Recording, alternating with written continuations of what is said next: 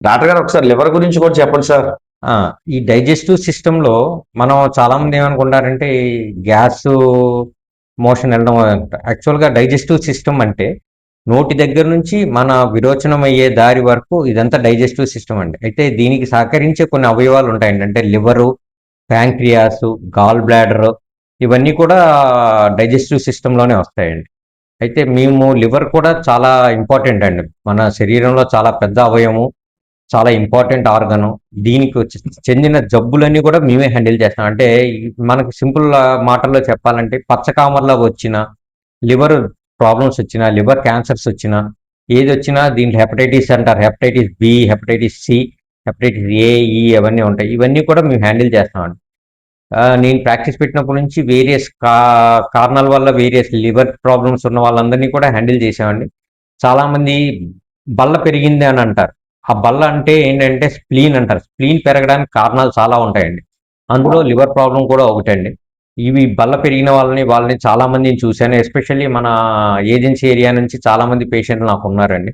ఆ బల్ల పెరగడము, దానికి ఏం చేయాలి? ఎలాంటి ట్రీట్మెంట్ ఇవ్వాలి? దానికి ఏమి ప్రాబ్లమ్స్ లేకుండా చేయాలి అనే వాళ్ళని చాలా మందిని హ్యాండిల్ చేసేవాడిని. ఇదే కాకుండా ఈ తాగడం వల్ల, తర్వాత వేరియస్ రీజన్స్ వల్ల ప్యాంక్రియాస్ అంటే క్లోమం అంటారండి.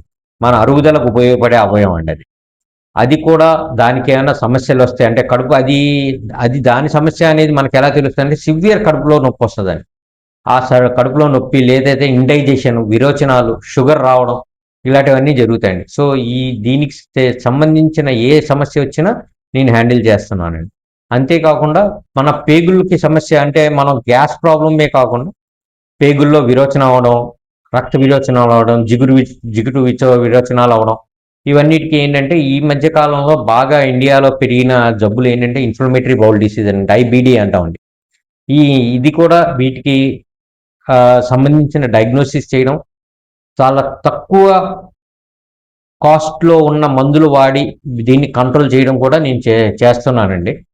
అంటే వీటికి చాలా ఖరీదైన మందులు ఉన్నాయి. తక్కువ రేట్ మందులు ఉన్నాయి.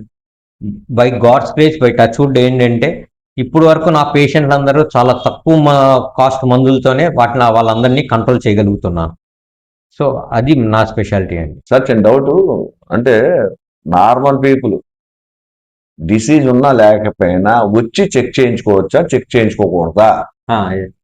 అది చాలా ఇంపార్టెంట్ క్వెషన్ అండి. ఎందుకంటే ఈ మధ్య కాలంలో మన ఇండియాలో షుగర్ అయితే పెరుగుతోంది. ఆల్‌మోస్ట్ ఆల్ ఇప్పుడు డయాబెటిక్ హబ్ అయిపోయింది ఇండియా. అలాగే డయాబెటిస్‌తో పాటు చాలా చాప కింద నీరు కింద ప్రవహించేదేంటంటే ఎన్ఏఎఫ్ఎల్‌డి అంటామండి. మ్యాష్ లివర్ డిసీజ్ అంటాం. అంటే మెటబాలిక్ అసోసియేటెడ్ లివర్ డిసీజ్ అండి. ఇది మీరు చాలామంది స్కానింగ్‌లో చేపించుకున్నప్పుడు ఫ్యాటీ లివర్ 1, ఫ్యాటీ లివర్ 2 అనేసి ఇస్తూ ఉంటారు. ఇది చాప కింద నీరు కింద సాగుతుంది. చాలామంది ఏమంటారంటే మాకు ఏం పర్లేదని ఫ్యాటీ లివర్ 1 కాదండి. ఎందుకంటే ఈ ఫ్యాటీ లివర్ ఉన్నప్పుడు ఏంటంటే ఈ మధ్య కాలంలో మేము రిజిస్టర్ చేసుకుంటే దీనివల్ల లివర్ ప్రాబ్లమ్స్ వచ్చేవాళ్ళు చాలామంది ఎక్కువయ్యారండి. అంటే లివర్ ప్రాబ్లమ్స్ అంటే ఇంతకుముందు ఏంటంటే తాగే వాళ్ళకేంటంటే వేరియస్ స్టేజెస్ ఉన్నాయండి.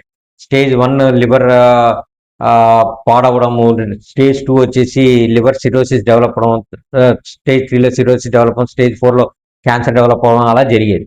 కానీ ఈ మ్యాష్‌లో ఏంటంటే స్టేజ్ 1, స్టేజ్ 2, స్టేజ్ 3లో కూడా క్యాన్సర్ అవి డెవలప్ అవ్వచ్చు. ఇందాక నేను చెప్తున్నాను మ్యాష్ అనేసి, న్యాష్ అని. ఇది మామూలు మన లివర్ అండి. సాఫ్ట్‌గా ఉంటది, నీట్‌గా ఉంటది, స్మూత్‌గా ఉంటది. ఎప్పుడైతే ఎంఏఎఫ్ఎల్‌డి స్టార్ట్ అయిందో కొద్దిగా మైల్డ్‌గా రఫ్ అవుతది. అలా అవుతది. మ్యాష్ వచ్చేసరికి లివర్ కలర్ మారుతది. కొద్దిగా డ్యామేజ్ ఎక్కువవుతది. ఇంకా కొద్దిగా నెక్స్ట్ స్టేజ్‌లో ఏంటంటే ఫైబ్రోసిస్ వస్తదండి. దాని తర్వాత సిరోసిస్ డెవలప్ అవుతది. దాని తర్వాత క్యాన్సర్ అవి డెవలప్ అవుతది. ఇది ఈ మధ్య కాలంలో పెరుగుతున్నాయండి. సో, ఆహ్, ఇది ఎందుకు అవుతుందంటే మన డైటరీ హ్యాబిట్స్ చేంజ్ అవ్వడం వల్ల, మన లైఫ్ స్టైల్ చేంజ్ అవ్వడం వల్ల. తర్వాత మన రిపోర్ట్స్ మనం ఏముందిలే నాకు అనేసి చాలామంది నెగ్లెక్ట్ చేస్తున్నారండి. మేము చెప్పినా సరే ఎందుకంటే అది డాక్టర్ మాట వినకుండా కొన్ని టెస్ట్‌లు అవి చేపించుకోమన్నప్పుడు కొద్దిగా చాలామంది నెగ్లెక్ట్ చేస్తున్నారండి. మనం ఎప్పుడైతే ఇనీషియల్‌గా డాక్టర్ మాట విని టెస్ట్‌లు అవి చేపించుకున్న ఈ స్టేజ్ వరకు వచ్చిన తర్వాత కూడా మనం రివర్స్ చేయొచ్చండి ఈ స్టేజ్‌కి. కానీ ఈ స్టేజ్ నుంచి కొద్దిగా రివర్స్ అవ్వడం కొద్దిగా తగ్గుతుందండి. కొద్దిగా ఒక్క స్టేజ్ వరకు కిందికి వెనక్కి రావచ్చు కానీ పూర్తిగా వెనక్కి రావడం జరగదు. కానీ వన్స్ ఈ స్టేజ్ డెవలప్ అయిందంటే మాత్రం ఇంకా నాన్ రికవరబుల్ అండి. సో ఎవరైనా సరే ఫస్ట్ ఈ స్టేజ్ లోపలనే మనం చేసుకోగలగాలి. సో ఎవరికన్నా అల్ట్రాసౌండ్ రిపోర్ట్ ఫ్యాటీ లివర్ అని వచ్చినప్పుడు దయచేసి లోకల్లో మీ గ్యాస్ట్రోఎంట్రాలజిస్ట్ని ఎవరన్నా కలిసి దానికి కావాల్సినట్టు పరీక్షలు చేయించుకొని, మనం చేసే పరీక్షలో దీనికి ఇనీషియల్గా కొద్దిగా డబ్బులు ఖర్చు అయినా మన లాంగ్ టర్మ్ ప్రాబ్లమ్స్ లేకుండా ఉంటాయండి. అంటే ఒక లివర్ పాడైంది అంటే, ఒక జీవిత కాలంలో ఒక లివర్ పాడైంది అంటే ఇంకా ఆల్మోస్ట్ ఆల్ లైఫ్ ఎండింగ్కి వచ్చినట్టు జరుగుతుందండి. మీరు ఇంక మళ్ళీ లివర్ పాడైపోయిన తర్వాత వెళ్ళాలి, చేయించుకోవాలని, నార్మల్ లైఫ్ లీడ్ చేయాలని లివర్ ట్రాన్స్ప్లాంటేషన్ చేయించుకోవాలండి. దానికి సిగ్నిఫికెంట్ అమౌంట్ ఆఫ్ డబ్బులు ఖర్చు అవుతుంది. లైఫ్ కూడా కొద్దిగా క్రిపుల్ అవుతుంది.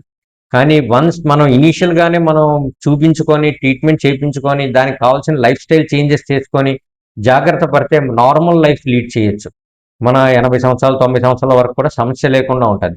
ఎస్పెషల్లీ ఇది షుగర్ ఉన్న వాళ్ళకి, ఒబీస్గా ఉన్న వాళ్ళకి చాలా చాలా చాలా ఇంపార్టెంట్.